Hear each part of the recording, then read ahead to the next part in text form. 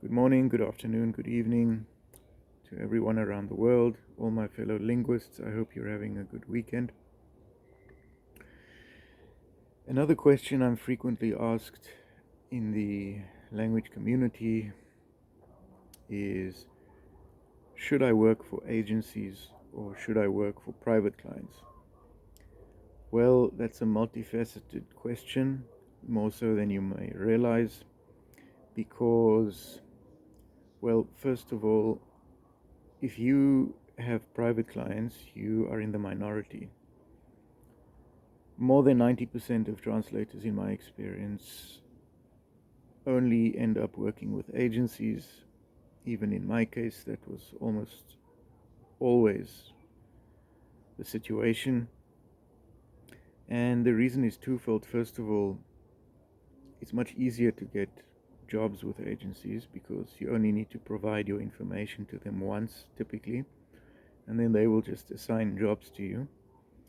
But secondly, it's also because clients tend to trust agencies much more easily than they trust private translators. It depends on the situation.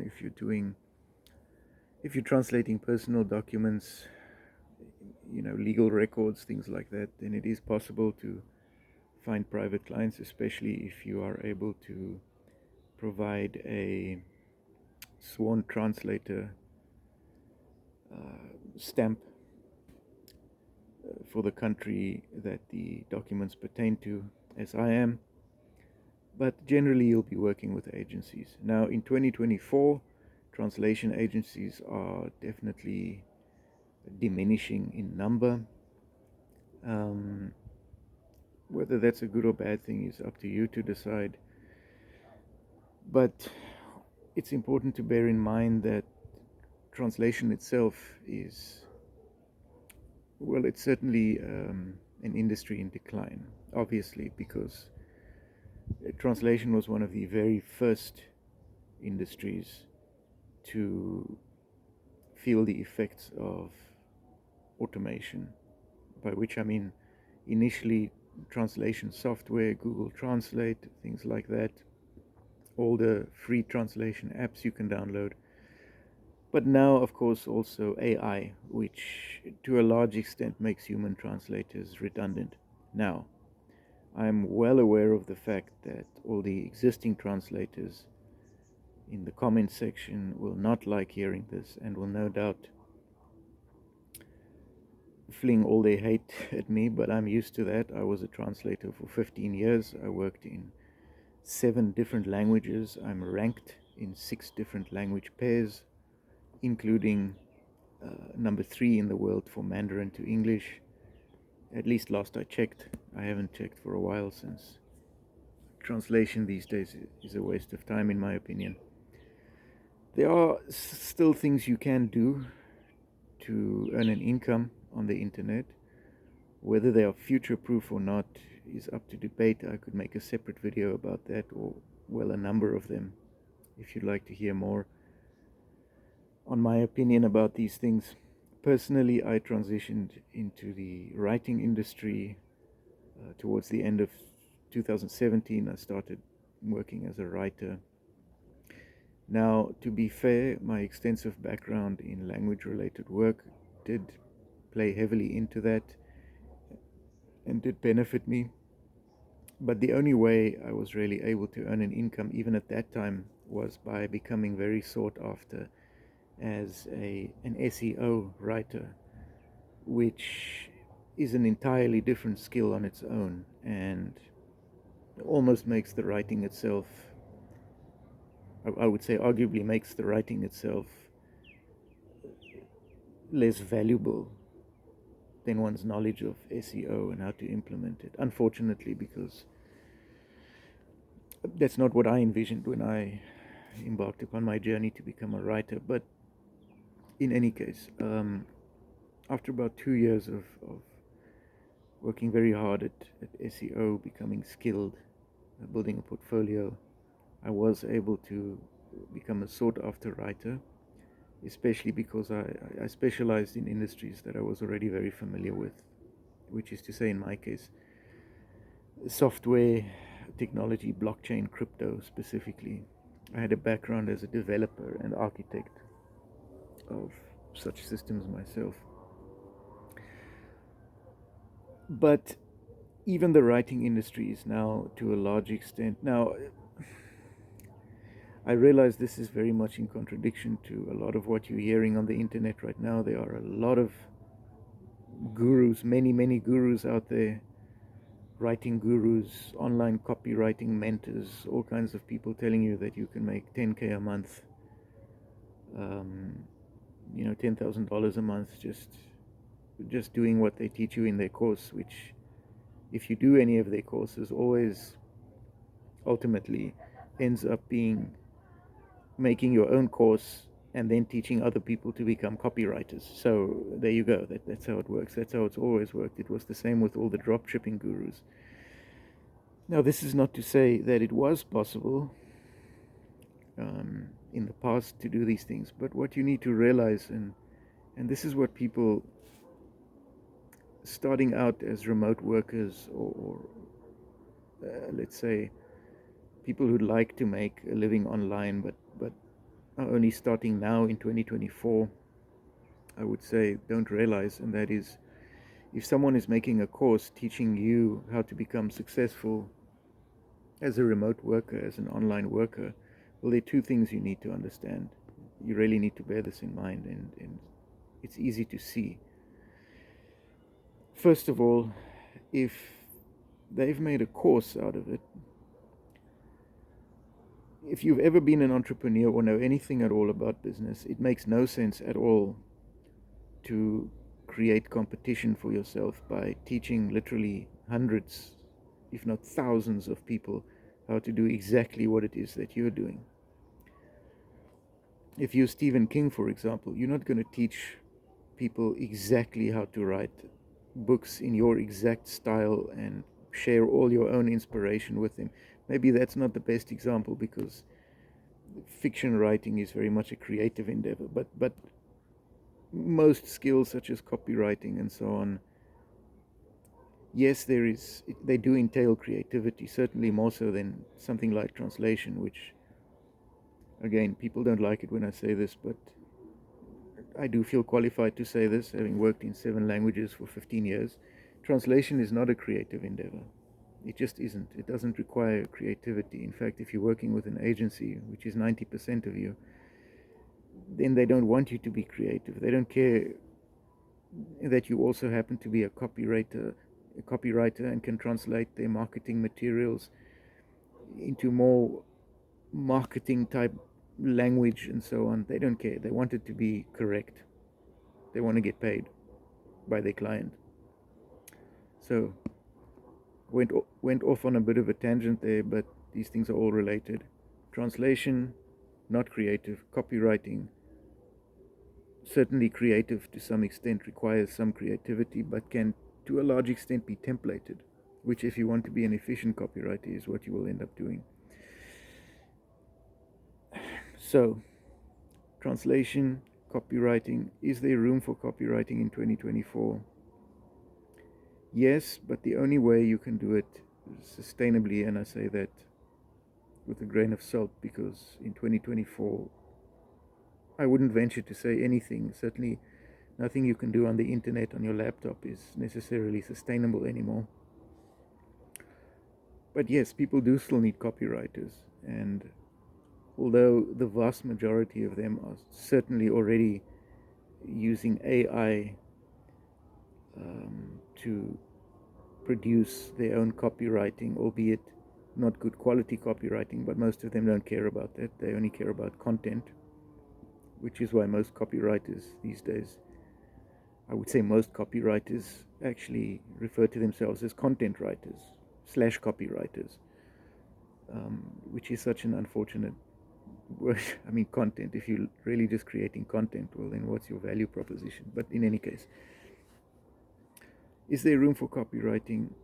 Yes, to some extent, but with one caveat, and that is only if you work with your own private clients, which is a challenge.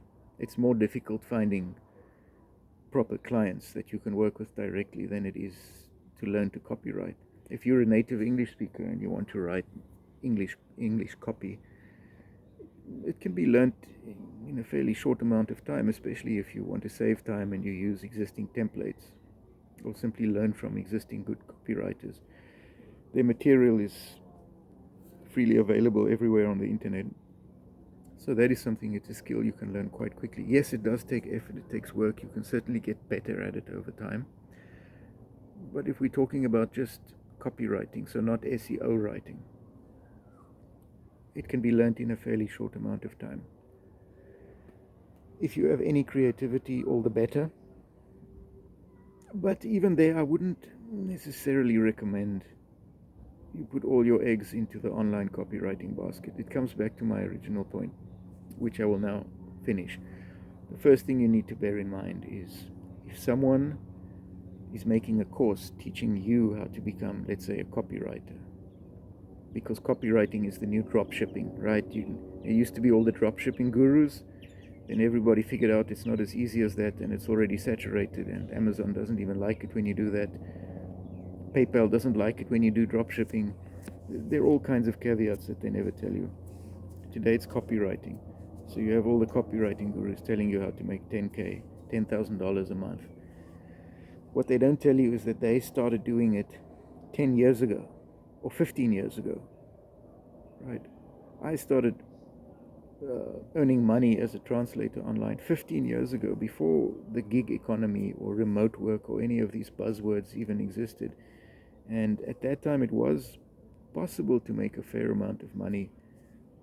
But if I had to put out a course today on how to become an online translator, none of the skills that got me to where I was, which is to say ranked in 7 languages, 6 language pairs, number 3 in the world for Mandarin to English. Although that was also partially due to the fact, certainly, that I lived in a Chinese-speaking country. So for me to put out a course wouldn't be sincere. It would be disingenuous, because the skills I would be teaching you would be redundant. They wouldn't be applicable to 2024 when you have free translation software. You have Google Translate, which is now very good. And now on top of all of that, you have AI competing for all the jobs that you simply cannot compete for anymore, because you're not as fast as AI, and you cost money, and you can't work 24 hours a day, and you will make mistakes, which AI at this point is certainly still making. But all things considered, people would rather spend a few cents on ChatGPT than they would spending $80 or a few $100s to pay you to tirelessly and meticulously work through every segment in Trados or Across, which in themselves are simply forms of automation, which made translators in former years redundant. So it's always been happening. Software has been making people redundant, certainly since I became a remote worker and started out as a translator. Anyway, there's reason number 1. It doesn't make sense for people to put courses out if they are making money in a lucrative industry. Why would they create competition for themselves? If you've ever been an entrepreneur, you don't want competition. You'll go out of your way to ensure that you are ahead of the pack, that people don't copy you. You may even take legal action to ensure that they don't copy you. Now, of course, if you're as big as Elon Musk with Tesla, and you literally can produce the type of technology that nobody can copy realistically, then that's different. But generally, business 101 is don't create competition for yourself. Don't allow competition. Certainly don't create it for yourself. So if someone's putting out a course, ask yourself, why are they putting out a course? Other than to grab your money. Doesn't make sense. The reason they're putting out a course is because they can no longer make money in the industry which pertains to the course that they are giving you. So you are learning skills that are completely redundant and that they can no longer use because they're no longer lucrative. So don't fall for the copywriting course. If you want to learn everything about copywriting and you want to give it a shot, all the information is free. it's free. Yes, you might not get it in a convenient, you know, one video format type of um, silver platter type presentation, but really, if you can click on more than one video, you can gather all the information you need. Just look up the information you're looking for, how to do outreach, find someone, or preferably find multiple people talking about how to do outreach, develop your own system, see what works. In the end, it's going to come down to that. In any case, nobody can tell you exactly how to do it, exactly what will work for every client. It's all free. Don't fall for the courses. It's nonsense. I would argue it's nonsense. Nothing can be hidden from the internet in any case. If one person takes a $6,000 copywriting course, or 10 people take the course, certainly one of those people is going to share all that information for free in any case, because they in turn want more clicks and followers. And most likely nothing they learned in the course can justify the money they spent on it. So, the information is there. It's free. If you want to become a copywriter, learn to do it in YouTube University. It's all there. Don't fool yourself. When you buy a course, you're buying dopamine. You're buying the feeling that now you're qualified to become a copywriter. Now you're ready to do it, and you may even go out telling other people that you're doing this expensive course, and this is the course you need to do to become a copywriter. No, it isn't. It isn't. Copywriting in itself, and the clients that will hire you to do copywriting for them, don't care about any of that stuff. They only care about whether your written content will bring results for them. So it always comes down to your value proposition. Okay, that's reason one. I will move on to reason two, I promise. Reason one is, if someone's putting out a course, it's because the industry is already non-existent and they are not making money in it, so now they have to make money by selling courses, teaching you antiquated, useless information, which is already free on YouTube. So rather learn it that way. The second reason why courses are something that should raise a red flag is simply that